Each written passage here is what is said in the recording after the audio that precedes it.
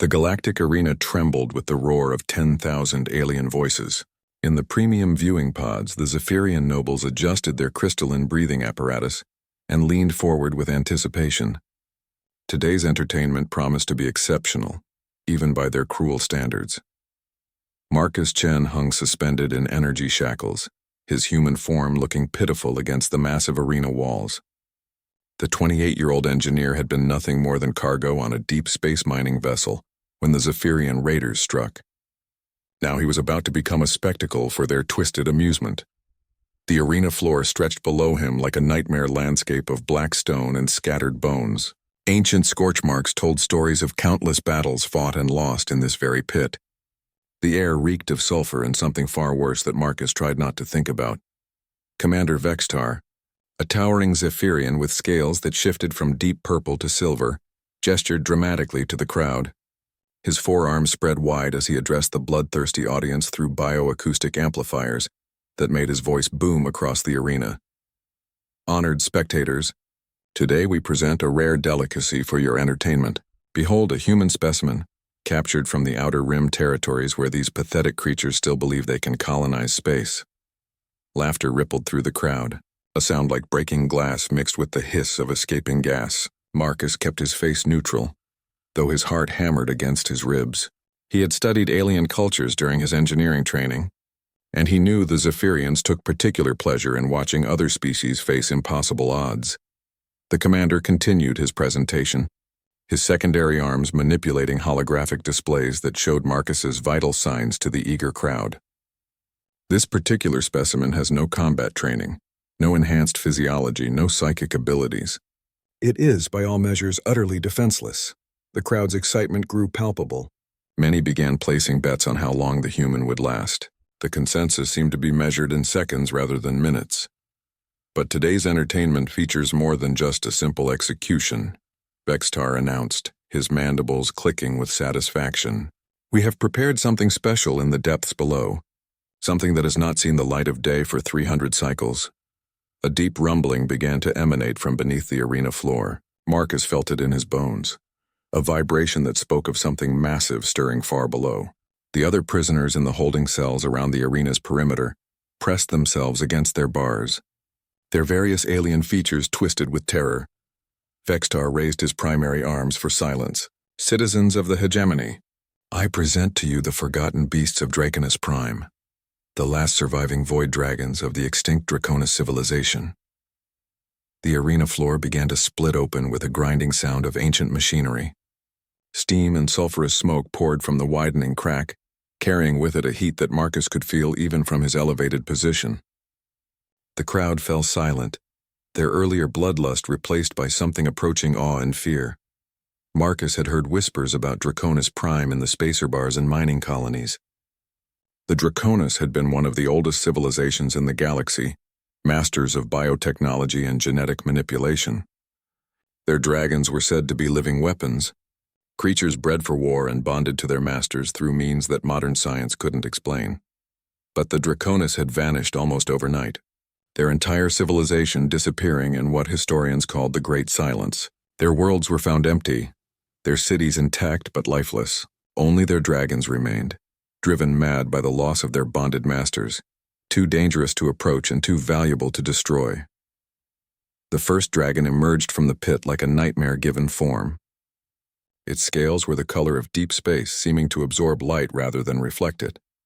Wings that could have covered a small building folded against a serpentine body that stretched nearly 40 meters from nose to tail. When it opened its eyes, they burned with an inner fire that had nothing to do with warmth and everything to do with rage. The second dragon followed, this one smaller, but somehow more terrifying. Its scales shifted color like oil on water, and Marcus could see intelligence in its ancient eyes. Intelligence and pain that had festered for centuries. The third dragon was the largest, its presence filling the arena with an almost physical weight. Scars covered its hide, telling stories of battles fought in wars that ended before humanity had learned to make fire. When it roared, the sound shattered several of the viewing pod windows and sent many spectators fleeing for the exits. Vextar's voice cracked slightly as he spoke again. These magnificent creatures have not tasted fresh meat for decades. They have been fed only nutrient paste to keep them alive but never satisfied. Today they feast. Marcus found himself being lowered slowly toward the arena floor. The energy shackles would release him the moment his feet touched the ground, leaving him alone with 3 creatures that could incinerate him with a breath or tear him apart with claws the size of sword blades. As he descended, Marcus noticed something odd. The dragons were not watching him with the hunger he expected. Instead, they seemed almost confused, tilting their massive heads and making low rumbling sounds that didn't quite sound like growls. His feet touched the black stone of the arena floor, and the energy shackles dissolved. Marcus stood alone in the center of the pit, surrounded by 3 beings that represented death in its most magnificent and terrible form. The crowd held its collective breath, waiting for the slaughter to begin. But the dragons didn't attack. They approached slowly, cautiously, their great eyes fixed on Marcus with an intensity that made his skin crawl. The largest dragon lowered its head until it was level with Marcus's chest, close enough that he could feel the heat radiating from its scales. Then something impossible happened. The dragon's eyes, which had burned with rage for centuries, seemed to flicker with something else entirely. Recognition. And in that moment, Marcus understood that nothing in this arena would go according to plan. The silence in the arena stretched like a held breath. Marcus stood motionless as the massive dragon's head hovered mere inches from his face. He could see his own reflection in the creature's ancient eyes, but more than that, he could sense something else looking back at him, something that recognized him in a way that defied explanation. The dragon's nostrils flared, taking in his scent. Marcus fought every instinct that screamed at him to run, to fight, to do anything other than stand there like prey waiting for slaughter. But something deep in his mind whispered that running would be the worst possible choice. The crowd began to murmur restlessly. This wasn't the immediate bloodbath they had paid to see. Commander Vextar's scales shifted to an angry red as he gestured for his technicians to check the arena's containment systems. The dragons should have attacked by now. Their centuries of starvation and rage should have driven them into a feeding frenzy at the sight of fresh meat. Instead, the second dragon moved closer, its oil-slick scales shimmering as it circled Marcus with deliberate steps. Its head swayed hypnotically, and Marcus realized it was testing the air around him, analyzing something beyond simple scent. The third dragon, the one with the battle scars, remained at a distance but never took its eyes off Marcus. Its tail lashed back and forth, carving furrows in the arena's stone floor, but it made no move to attack. Then the largest dragon did something that sent shockwaves through the viewing stands. It lowered its head further, until its snout nearly touched the ground in front of Marcus's feet. The gesture was unmistakable to anyone who knew dragon lore. It was a bow. The crowd erupted in confused shouts and angry demands for explanations. This wasn't possible. These were mindless beasts, driven mad by centuries of isolation and abandonment. They didn't bow to anyone, especially not to an inferior species like humanity.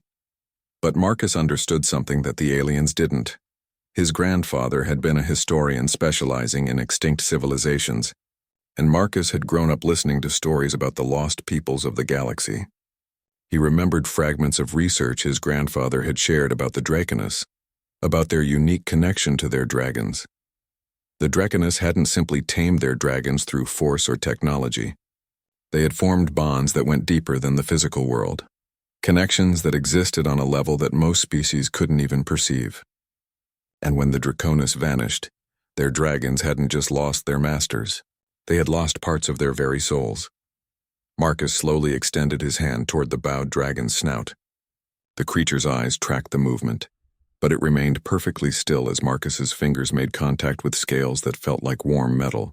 The moment his skin touched the dragon, Marcus felt something electric pass between them. Images flooded his mind. Not his own memories, but something older and infinitely more complex. He saw the Draconus civilization in its glory days, their crystal cities stretching toward alien skies, their people working in harmony with creatures of magnificent power and intelligence.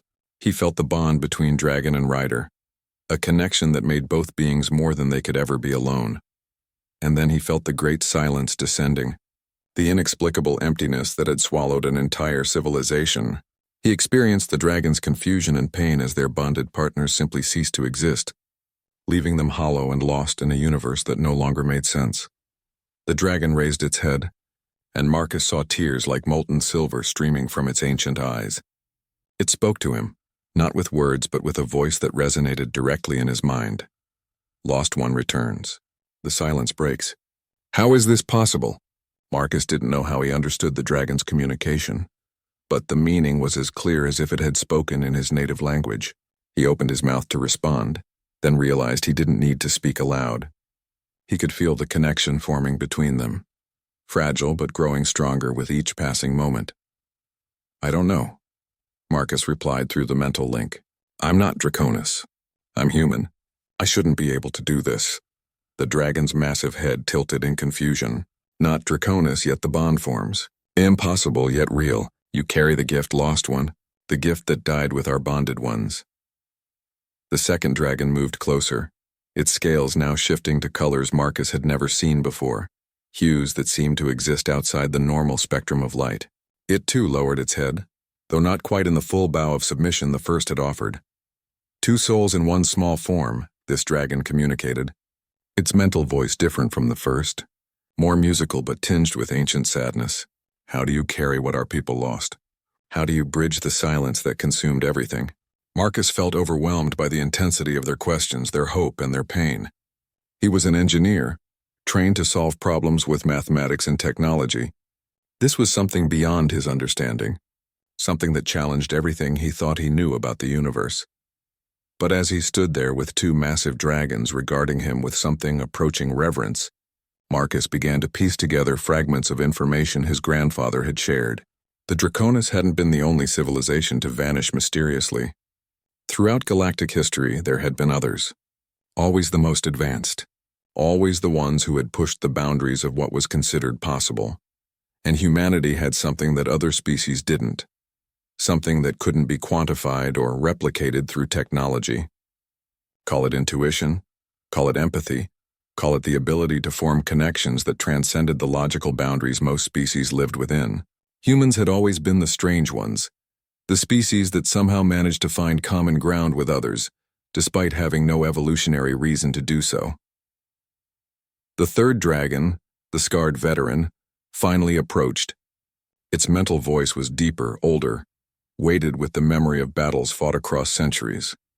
If you truly carry the gift, it said, then you must prove it. The Zephyrians seek entertainment through death. Give them something else. Show them what it means to witness a bond that was thought lost forever. Marcus looked up at the viewing stands, where Commander Vextar was frantically consulting with his technicians and security forces. The alien commander's forearms gestured wildly as he tried to understand why his perfect entertainment had gone so wrong. Marcus smiled grimly and turned back to the dragons. What do you need me to do? The largest dragon's eyes began to burn brighter, and Marcus felt something fundamental shift in the arena's atmosphere. Bond with us, Lost One. Not as master and servant, but as the Draconis once did. As partners, as family. Show the galaxy that some connections are stronger than death itself. The arena floor began to tremble as all three dragons moved into position around Marcus. Whatever was about to happen, Marcus realized it would change everything. Not just for him, not just for the dragons, but for every species that believed they understood the rules of the universe. The bond was forming, and with it came power that had been sleeping for centuries. The air in the arena began to shimmer as if heated by an invisible fire. Marcus felt energy building around him, flowing between himself and the three dragons in patterns that seemed to follow laws of physics he had never learned. His engineering mind tried to analyze what was happening, but this was beyond conventional science. Commander Vexitar's voice boomed across the arena through emergency amplifiers. Security teams, initiate containment protocols. Something is interfering with the dragon's neural suppressants. But the Zephyrian technology designed to keep the dragons docile and mindless was no match for what was awakening. The bonds forming between Marcus and the ancient creatures operated on frequencies that their instruments couldn't detect or interrupt. The largest dragon, who Marcus somehow knew was called Pyraxis, lowered himself until his massive shoulder was level with Marcus's chest. The meaning was clear. Without hesitation, Marcus climbed onto the dragon's back, his hands finding natural grips between the creature's scales. The moment Marcus settled into position, the world exploded into sensation. He could feel Pyraxis's heartbeat thundering beneath him like a massive drum. More than that, He could sense the dragon's emotions, his memories, his very essence flowing through the bond they shared. But it wasn't one-directional. Pyraxis gasped audibly as Marcus's own memories flooded into the dragon's consciousness. The creature experienced human emotions for the first time in millennia, felt the weight of human determination, and understood the depth of human compassion that could extend even to former enemies. "Extraordinary," whispered the second dragon, whose name came to Marcus as Stellaris. "The bond is complete, yet he remains himself. The Draconis always lost something of their individual identity in the joining. This human maintains his essence while sharing ours." The third dragon, the battle-scarred veteran called Tempest, spread his wings wide and released a roar that shattered every remaining piece of glass in the arena. But this wasn't a roar of rage. It was pure joy, the first genuine happiness any of them had experienced since the Great Silence. The crowd had gone from confusion to outright panic. Many of the alien spectators were fleeing for the exits, while others pressed against their viewing pod barriers, trying to get a better look at what should have been impossible. The betting systems had crashed entirely, unable to calculate odds for an outcome nobody had considered possible. Marcus felt Pyraxis's muscles bunch beneath him, and suddenly they were airborne. The sensation was unlike anything he had ever experienced. It wasn't like flying in a spacecraft or atmospheric vehicle. This was alive, organic, powered by will and magic as much as by physics.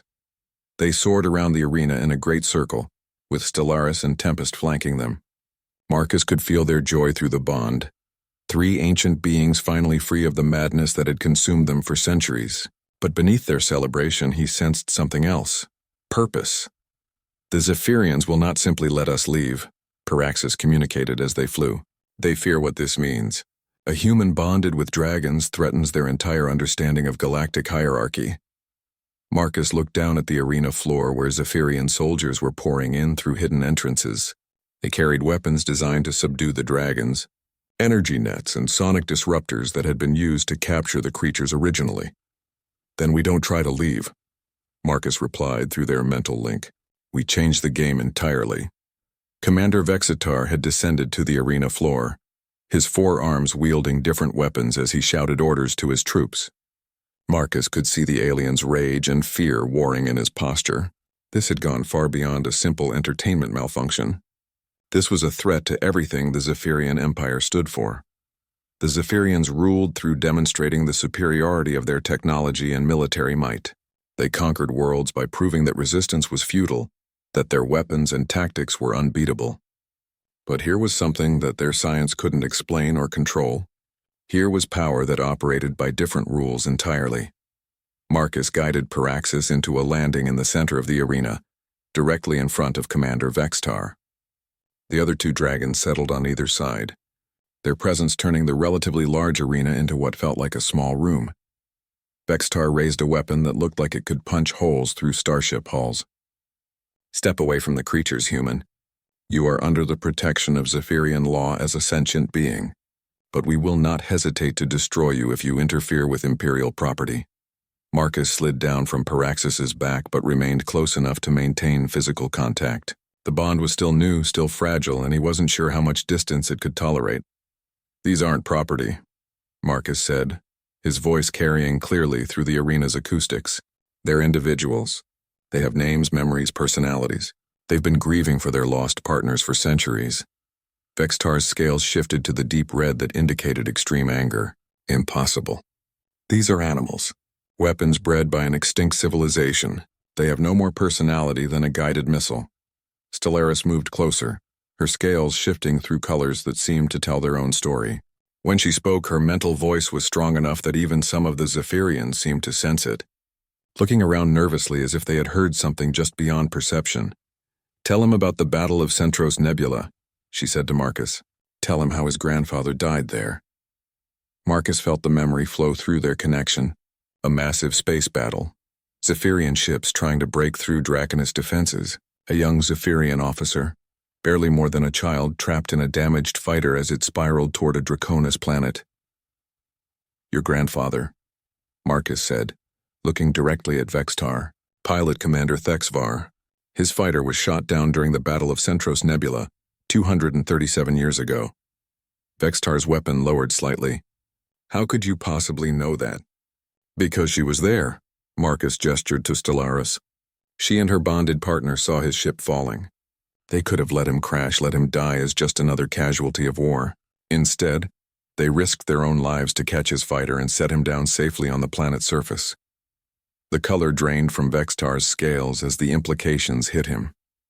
If the dragons remembered specific individuals from centuries past, if they had shown mercy to enemies during wartime, then they weren't the mindless beasts he had believed them to be. Your grandfather was taken prisoner. Of course, Marcus continued, but he was treated with honor, fed, sheltered, given medical care for his injuries.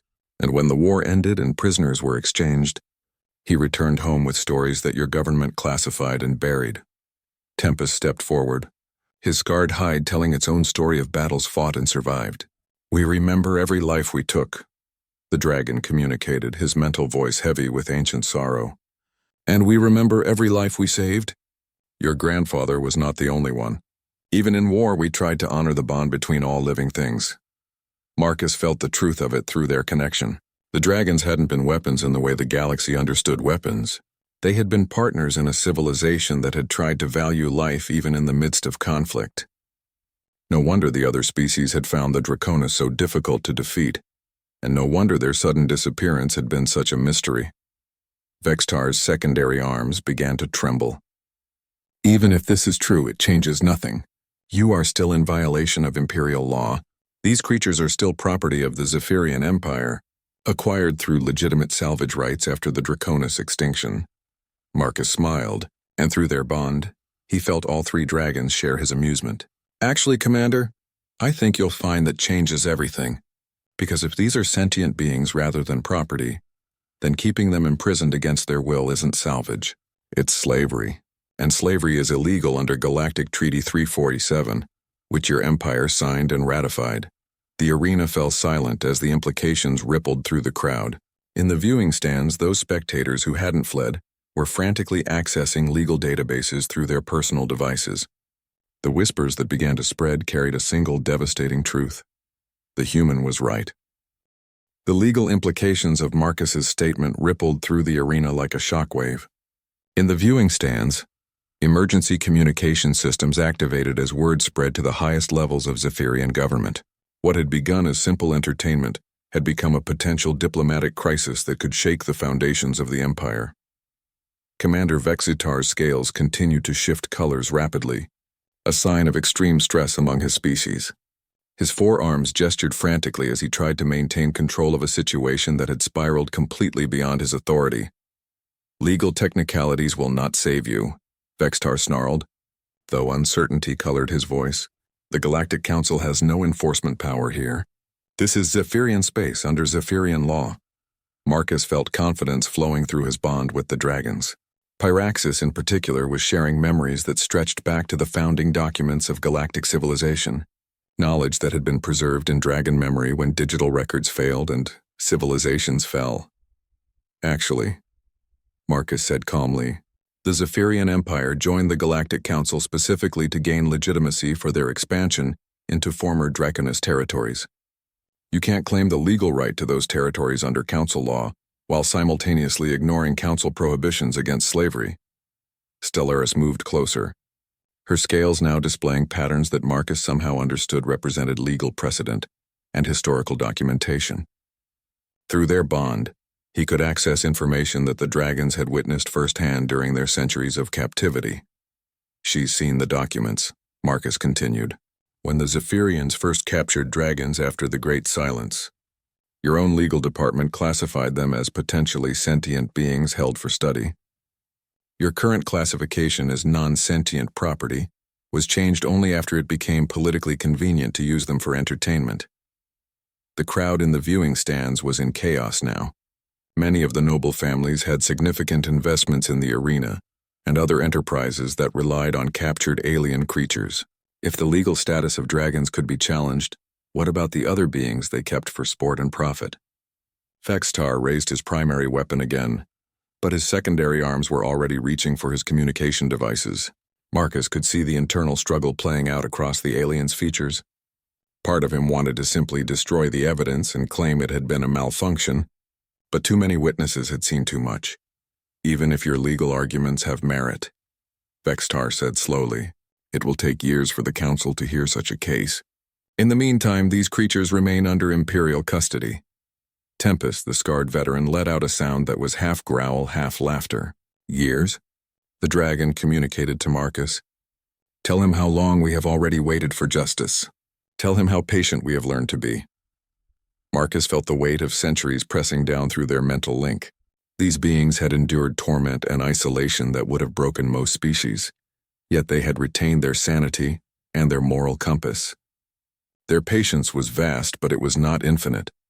The dragons are willing to wait for legal resolution, Marcus announced, but not in captivity. They've already served a sentence for crimes they didn't commit. Until the council can hear their case, they should be released on their own recognizance. Vexitar's scales turned a color Marcus had never seen before, something between purple and black that seemed to absorb light. Absolutely not. These creatures are too dangerous to be released. They could destroy entire cities if they chose to.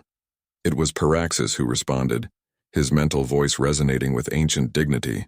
We have had countless opportunities to escape over the centuries. Your containment systems are impressive, but not perfect. We remained because we had nowhere to go. No purpose beyond mere survival. Now we have a reason to hope again. Marcus translated the dragon's words, but he also shared something else through their bond. Images of human colonies on the galactic rim. Worlds where species from dozens of different civilizations worked together despite their differences. Places where dragons might find purpose again, not as weapons or entertainment, but as partners in building something new. The Terran Federation has always maintained an open immigration policy for sentient refugees, Marcus said.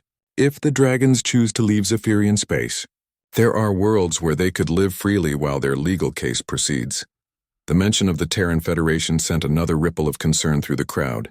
Humanity was still considered a minor power by most galactic standards, but they had a disturbing tendency to form alliances with species that other civilizations had dismissed as insignificant.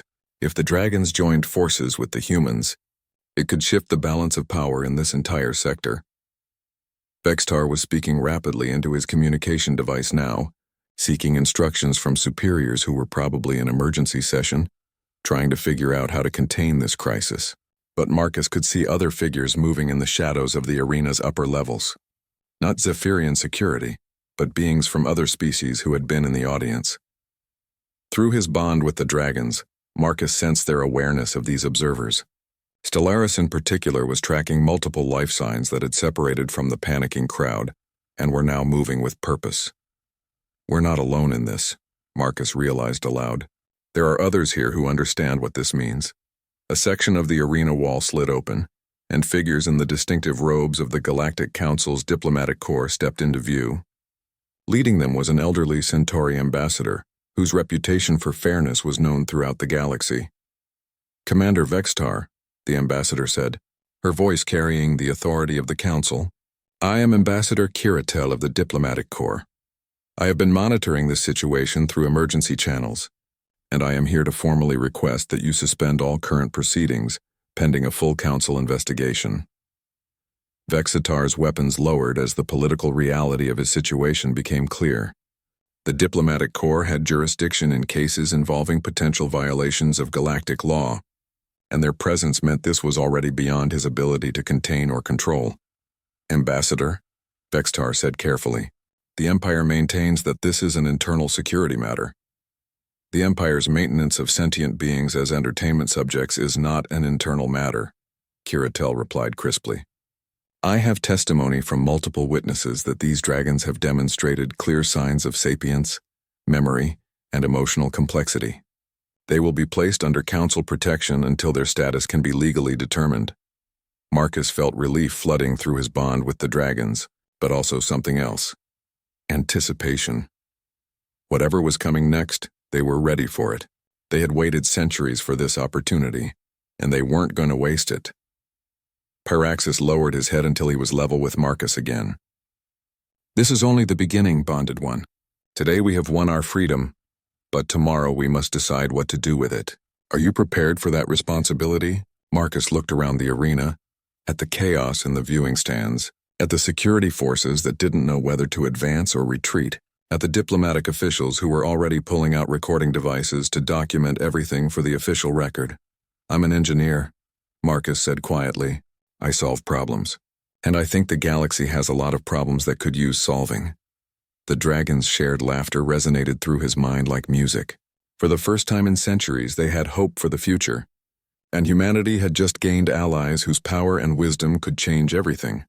3 weeks later, Marcus stood on the observation deck of the Terran Federation vessel Prometheus, watching as the planet Zephyr Prime grew smaller in the distance behind them. The diplomatic negotiations had taken longer than expected, but Ambassador Kiratel had proven as formidable as her reputation suggested. The dragons were now officially classified as political refugees under Council protection, free to choose their own destination. The 3 dragons had adapted to space travel better than anyone expected. The Prometheus had been retrofitted with a specialized cargo bay that could accommodate their size, complete with environmental controls that mimicked the conditions of their homeworld. More importantly, the ship's crew had quickly learned to respect the dragons as individuals rather than mere passengers. Captain Sarah Martinez, a veteran of first contact protocols, had insisted on formal introductions when the dragons came aboard. She treated them with the same diplomatic courtesy she would show any allied dignitaries, a gesture that had clearly meant a great deal to beings who had been treated as property for so long. Marcus split his time between the observation deck and the dragon's quarters, still marveling at the bond that connected him to the 3 ancient beings. The connection had strengthened during their time aboard the ship, allowing him to communicate with them over increasing distances and to share not just thoughts but emotions and sensory experiences. Through Pyraxis, he had experienced the sensation of flying under his own power. Through Stellaris, he had glimpsed mathematical concepts that existed beyond current human understanding. Through Tempest, he had felt the weight of warrior's honor and the pain of necessary violence. Each dragon brought their own perspective, their own gifts, their own piece of the puzzle that was Draconis civilization. "The crew is getting used to having passengers who can hear their thoughts from 3 decks away," Captain Martinez said, joining Marcus at the observation window. "Though I think they're more fascinated than frightened at this point," Marcus smiled. The dragons had been careful to respect human privacy, but occasional emotional spillover was inevitable when dealing with such powerful psychic presences. The crew had learned to maintain professional mental discipline, which was probably good training regardless. "Any word from the Galactic Council about the investigation?" Marcus asked. "Preliminary findings are already causing shockwaves," Martinez replied. "The Zephyrians aren't the only ones who've been classifying clearly sentient beings as property. The Council is finding evidence of similar practices in at least 15 other member civilizations. Your dragons may have opened a much larger can of worms than anyone expected." Marcus wasn't surprised. Through his bond with the dragons, he had learned that the Draconis hadn't been the only civilization to vanish mysteriously. There had been others, species that had achieved levels of development that threatened the established galactic order. The pattern suggested that someone or something had been systematically eliminating civilizations that grew too powerful or too wise. "Speaking of worms," Marcus said, "Stellaris picked up something interesting from the navigation computer. Our course is taking us through the Kelos Nebula, isn't it?" Martinez nodded. "Standard route to human space, why?" "Because that's where the Kelos civilization disappeared 2,000 years ago. And according to dragon memory, that's where some very important ruins are hidden." Before Martinez could respond, Marcus felt a familiar presence in his mind. Pyraxis was requesting his attention, along with something that felt like excitement mixed with ancient anticipation. Marcus made his way to the dragon's quarters, where he found all 3 of them arranged in a semicircle around a holographic display they had somehow interfaced with using their biotechnology. The image showed a 3-dimensional map of the Kelos Nebula, with certain areas highlighted in colors that seemed to shift and change as he watched. "We have been thinking," Pyraxis said through their mental link, "about what our freedom means, about what we should do with the gifts we have been given. And we have reached a decision." Stellaris continued the thought. "For too long, we have been passive observers of galactic politics. We watched our civilization disappear, watched others fall to the same mysterious fate, watched species after species choose the path of conquest and exploitation over cooperation and growth. Tempest, The warrior added his own perspective. We have the power to fight, but more importantly, we have the knowledge to guide. The galaxy needs someone to speak for those who cannot speak for themselves, to protect those who cannot protect themselves. Marcus studied the holographic display, beginning to understand what they were proposing. You want to investigate the disappearances, find out what really happened to the lost civilizations. More than investigate, Paraxis confirmed. We want to rebuild, to gather the survivors, the refugees, the outcasts that exist in the shadows of the current galactic order. Humans have a gift for bringing together diverse species. Dragons have the power to protect what is built. Together, we could create something new. The implications were staggering. Marcus thought about the human colonies on the rim, the way humanity had consistently formed alliances with species that other civilizations ignored or exploited. Add dragon wisdom and power to that mix, and they might be able to build something unprecedented in galactic history. It won't be easy, Marcus pointed out. The established powers won't want to see that kind of change. The Zephyrians are already calling for trade sanctions against the Terran Federation for harboring you. Stellaris' scales shimmered with something that might have been amusement. Do you think the Zephyrians invented slavery and exploitation? Do you think they are the only ones who benefit from the current system? We have centuries of observation to draw from, Bonded One. We know exactly who our enemies are, and more importantly, we know where their weaknesses lie. Through their bond, Marcus felt a flood of information. Political intelligence gathered over centuries of captivity. Economic data observed from dozens of different worlds. Military assessments based on first-hand experience of dozens of different species' combat capabilities. The dragons had been learning and remembering everything, waiting for the chance to act on their knowledge. There are others, Tempest added, other survivors from lost civilizations, scattered across the galaxy and hiding in plain sight. Refugees from the Kelos disappearance who integrated into other societies. Descendants of the Aurelius collective who maintain their ancestors' knowledge in secret. Even a few Draconis who escaped the Great Silence and have been living in exile. Marcus's heart raced. Other Draconis? You mean your people aren't extinct? Not extinct, Paraxis confirmed, but broken, scattered, afraid to reveal themselves because they have no dragons to bond with, no way to access the full range of their abilities. Until now, the pieces of the puzzle were starting to come together in Marcus's mind. This wasn't just about 3 dragons finding freedom. This was about rebuilding an entire network of lost knowledge and power, creating a new kind of civilization that could stand against whatever force had been eliminating the others. The Kelos ruins, Marcus said, looking at the holographic display. That's where we start, isn't it? That's where we'll find the first pieces of the larger puzzle. All 3 dragons turned to look at him, their ancient eyes burning with purpose that had been absent for centuries. Yes, they said in perfect unison. That's where we start. Marcus activated his communicator. Captain Martinez, I need to speak with you about a course change. We're going to make a slight detour. As the Prometheus adjusted its heading toward the heart of the Kelos Nebula, Marcus felt the weight of destiny settling around him. What had begun as a desperate escape from alien captivity was evolving into something much larger. They were about to attempt something that hadn't been tried in millennia, the resurrection of lost civilizations and the creation of a new galactic order. The dragons had waited centuries for this opportunity. Now it was time to see what they could build together. The Kelos Nebula stretched before them like a cosmic graveyard, its swirling clouds of gas and stellar debris, hiding secrets that had remained undisturbed for 2 millennia. The Prometheus navigated carefully through gravitational anomalies and radiation fields that would have destroyed lesser vessels, guided by coordinates that existed only in dragon memory. Marcus stood in the ship's modified bridge, his consciousness partially merged with those of his bonded dragons, as they served as living navigational computers. Through their shared awareness, he could perceive the nebula in ways that human instruments couldn't detect, sensing the subtle gravitational signatures that marked the locations of hidden structures. Sensors are picking up something massive dead ahead, reported Lieutenant Chen, the ship's science officer. But it's not showing up as solid matter. It's more like a distortion in space itself.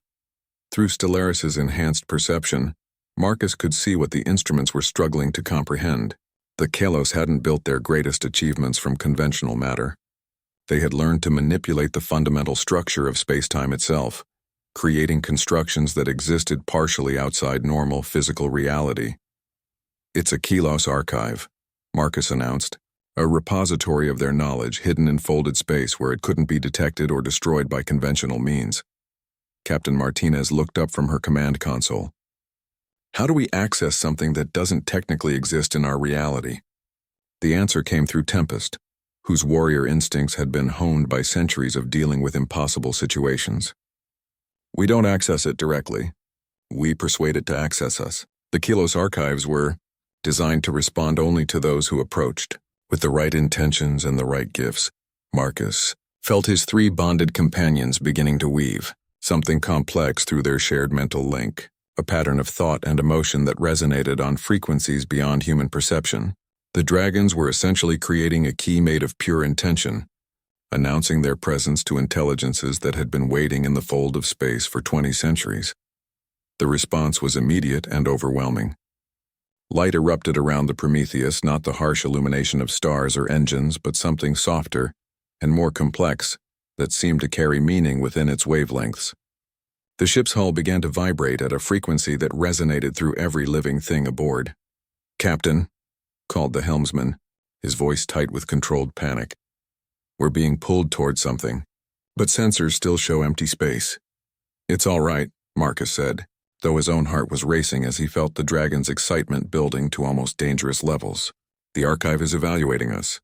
As long as our intentions remain pure, we're in no danger." Through the ship's viewports, impossible structures began to phase into visibility. Crystalline towers that existed in 11 dimensions simultaneously.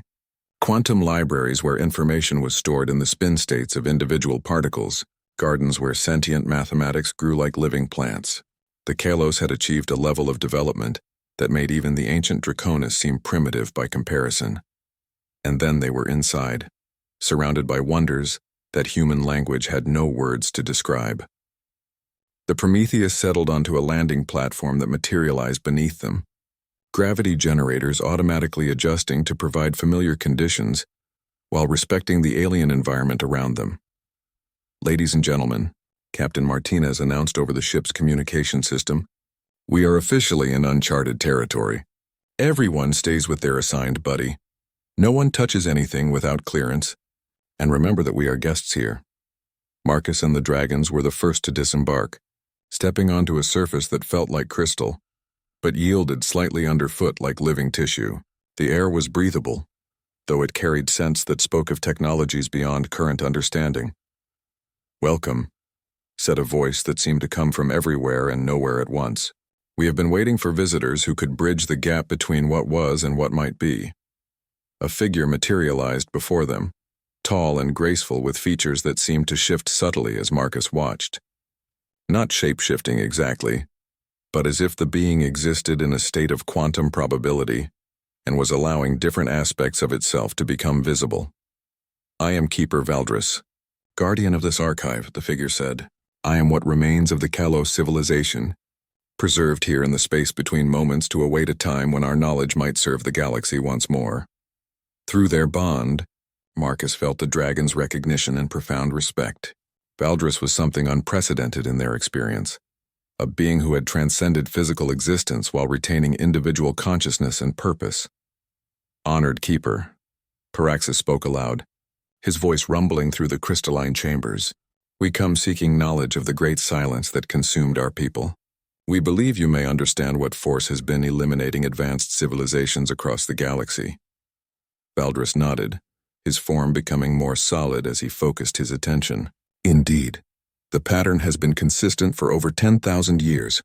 Any civilization that approaches true understanding of reality's fundamental nature disappears suddenly and completely. We have identified the source." The revelation hit Marcus like a physical blow. After centuries of speculation and investigation, they were finally going to learn the truth about the greatest mystery in galactic history. "Show us," Marcus said. Valdris gestured, and the space around them transformed into a vast holographic display, showing the galaxy from a perspective that spanned millennia. Points of light marked the locations of advanced civilizations, burning brightly for a time before suddenly winking out one by one. "They call themselves the Architects," Valdris explained. "They are the oldest intelligence in this galaxy, perhaps in the universe itself. They arose billions of years ago and shaped reality to their specifications. They view all other forms of consciousness as temporary inconveniences to be tolerated until they become troublesome. The hologram focused on specific events, showing civilizations at their peak suddenly becoming empty worlds, their populations vanishing without a trace.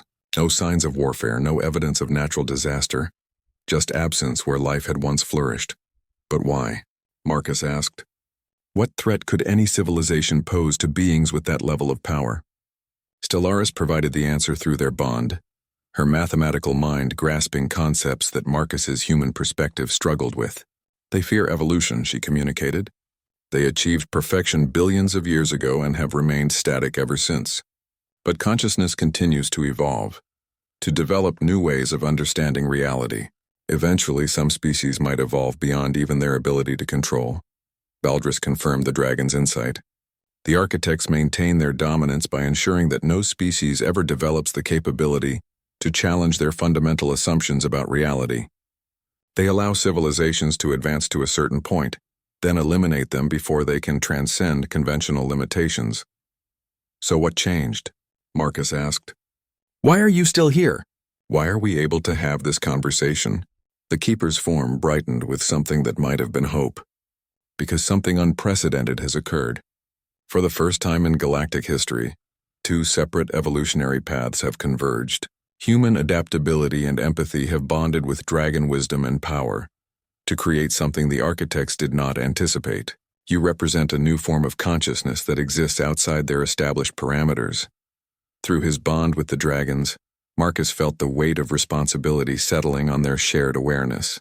They weren't just refugees seeking freedom or explorers uncovering ancient secrets. They were potentially the key to breaking a cycle of cosmic oppression that had continued for billions of years. What do we need to do? Marcus asked. Valdris smiled, and for a moment his quantum nature stabilized into something recognizably alive and hopeful. First, you need to understand what you truly are. The bond between human and dragon isn't just cooperation between two species. It's the beginning of a new form of consciousness that transcends individual limitations. And second, you need to gather others like yourselves. The surviving Draconis, the hidden Kelos refugees, the scattered remnants of every civilization that has faced the architect's judgment. The holographic display shifted to show locations scattered across the galaxy where survivors had hidden themselves, maintaining their knowledge and culture in secret while waiting for the opportunity to reclaim their heritage. Build an alliance, Valdris continued. Combine your strengths, share your knowledge, prepare for what is coming. Because the architects have noticed you now.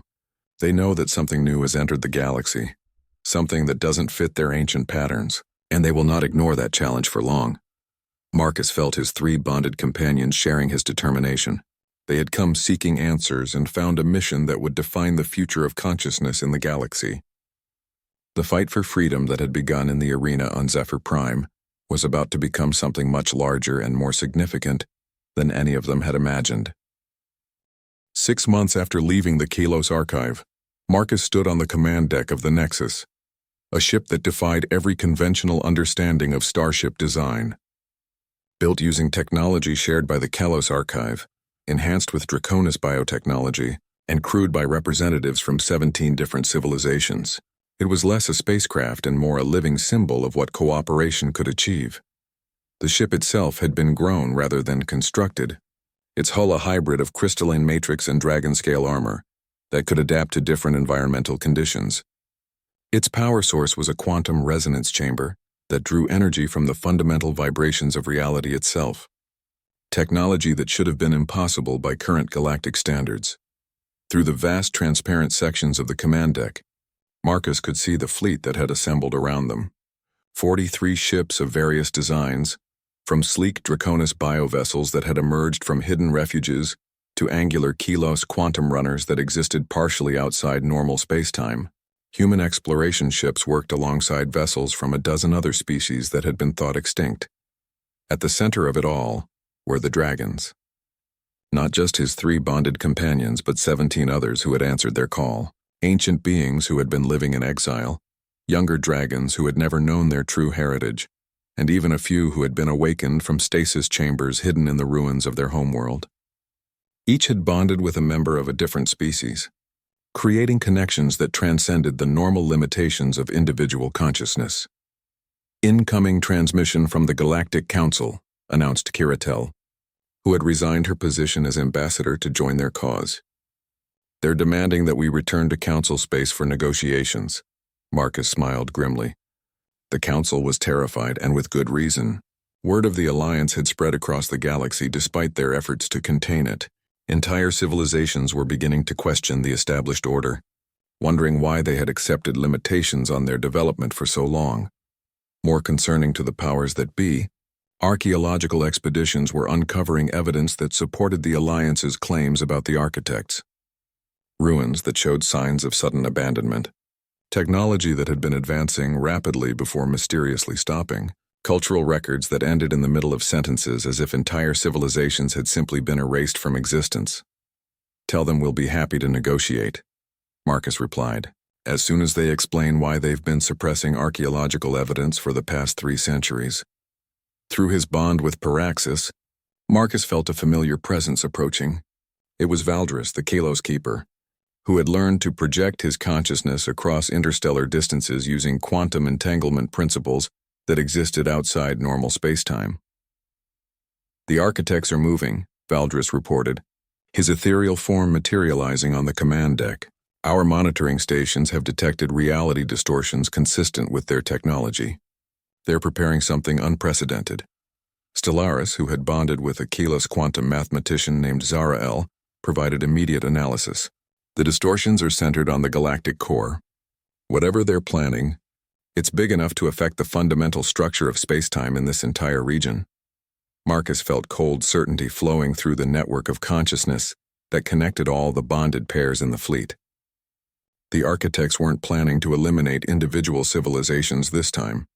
They were preparing to reset the entire galaxy, wiping out all advanced consciousness and starting over with a clean slate. "How long do we have?" Marcus asked. "Based on the energy buildup patterns, perhaps 3 weeks before the effect begins propagating outward from the core," Valdris replied. "It will take approximately 6 months to reach the outer rim worlds where most of our support is concentrated." Tempest, bonded with a human marine named Sarah Okafor, provided the military perspective. "That's enough time to evacuate some populations, but not enough to mount any kind of conventional resistance. Whatever we're going to do, it has to be decisive, and it has to be soon." Marcus activated the fleet's communication network, his voice carrying to every ship through quantum-entangled transmission systems that the Kalos had perfected millennia ago. "All ships, this is Marcus Chen aboard the Nexus. We have confirmed intelligence that the architects are preparing to implement a galaxy-wide consciousness reset. This is not a drill. This is the scenario we have been preparing for." The response was immediate. Across the fleet, beings from dozens of different species began implementing plans they had been developing since the Alliance formed. This was what they had been building toward. The moment when they would either succeed in changing the fundamental nature of galactic civilization, or watch everything they loved disappear into cosmic silence. Foes. "One is intelligence gathering," Marcus continued. "Dragon-bonded pairs will use their enhanced capabilities to penetrate architect monitoring systems. We need to know exactly what they're planning and how their technology works." Through their shared consciousness, the bonded pairs began to merge their abilities in ways that created entirely new forms of perception. Human intuition guided dragon wisdom to focus on specific targets. Kalos mathematics provided frameworks for understanding phenomena that existed beyond conventional physics. Even the extinct Aurelius collectives' hive mind principles were integrated into their approach. What they discovered sent shockwaves through every conscious mind in the fleet. "By the void," whispered Dr. Meridian Cross, a xenobiologist who had bonded with one of the younger dragons. "They're not planning to destroy consciousness. They're planning to absorb it." The revelation changed everything. The architects weren't cosmic destroyers maintaining some kind of sterile universe. They were cosmic parasites, feeding on the creative potential of evolving consciousness while maintaining the illusion that they were preserving galactic stability. Every time a civilization vanished, their accumulated knowledge, creativity, and potential had been added to the architect's own capabilities. Billions of years of consuming other species' achievements had made them incredibly powerful. but it had also made them dependent on that consumption to maintain their existence. They're addicted to evolution, Marcus realized. They can't evolve themselves anymore, so they steal the evolutionary potential of others. But if we can disrupt that process, if we can show other species how to transcend their limitations without being consumed. Paraxis completed the thought through their bond.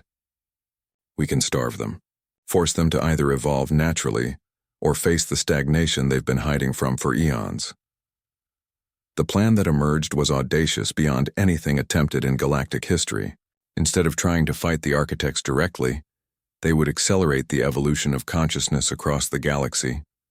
Every species capable of growth would be given the tools and knowledge needed to transcend their current limitations simultaneously.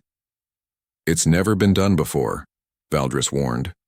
The quantum resonance required to coordinate evolution across an entire galaxy could tear apart the fabric of space-time itself. Or it could create something new, Marcus replied. Something that exists beyond the architect's ability to control or consume.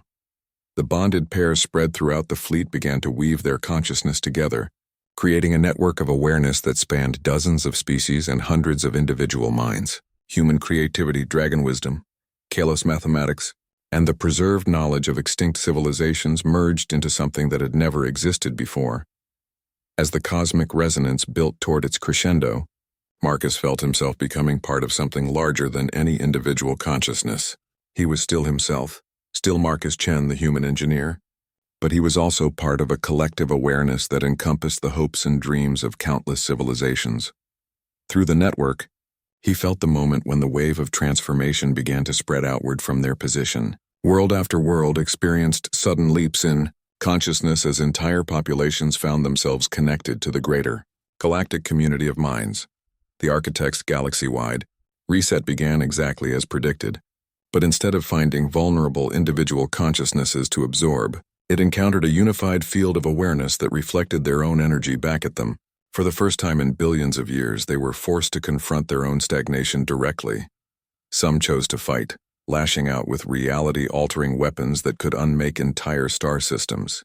But others, perhaps remembering what they had once been before they became cosmic parasites, chose a different path. Marcus felt their presence in the network, ancient minds so vast and complex that they had forgotten their own origins. And in that moment of contact, he offered them what they had been seeking through consumption for eons, the opportunity to grow again. The battle for the galaxy's future had become something else entirely. Not a war between species, but a choice between stagnation and evolution that every consciousness in the galaxy would have to make for themselves. And for the first time since the Great Silence began, the outcome was genuinely uncertain, which, Marcus realized through his bond with creatures of wisdom and power beyond imagination, was exactly how evolution was supposed to work. The age of the architects was ending. What would replace it was still being written in the quantum foam of possibility, shaped by the dreams and determination of every conscious being willing to reach for something greater than what they had been. The dragon pit had become a crucible for the transformation of an entire galaxy, and the beings who had bowed before a human were now helping to reshape the very nature of existence itself.